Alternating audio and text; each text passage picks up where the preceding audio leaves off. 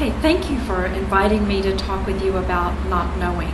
I guess the first thing that I would like to say is that not knowing is a concept. It's not a technique, it's not a method, it's not a trick, it's not something imaginary. But it's a concept that really has to do with the way that we think about knowing, how one thinks about the construction of knowledge, how one thinks about what one thinks one might know, and the intention with which we use and introduce our knowledge. So this is also to say that not knowing is not about pretending that you don't know anything, being able to leave what you think you know at the door when you walk into the consultation room, because all that we know, including our history, all of our experiences, both personal and professional, are always with us wherever we go. However, when I say not knowing is a concept and has to do with how we think about the construction of knowledge, it's really based on the, excuse me, I got this, we can cut this, excuse me. It's really based on the idea that the construction of knowledge is a social and communal activity, and that even though the client and the therapist both bring knowledge, their own histories, their own wisdom, their own habits, their own customs, etc., into the consultation room, that they really create something together that neither one of them could have created before.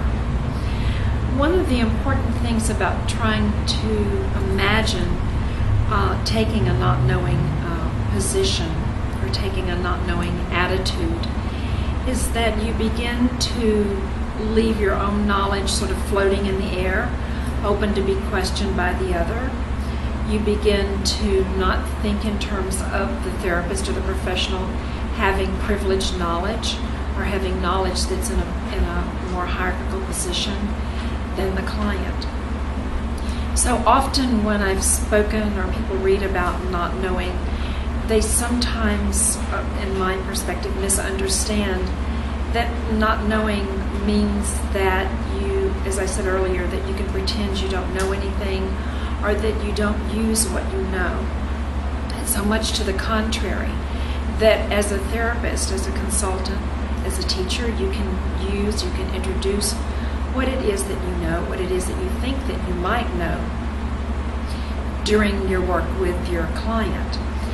However, the intent with which you introduce it, what you're hoping to accomplish by introducing it, where does it come from?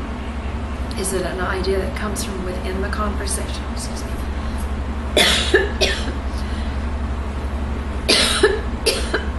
Sorry.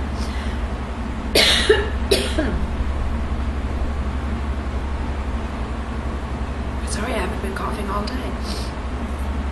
Okay. So the important thing to think about when thinking about not knowing is the intention with which you use your knowledge or what it is that you think you know, and the manner, the timing, the attitude with which you introduce it.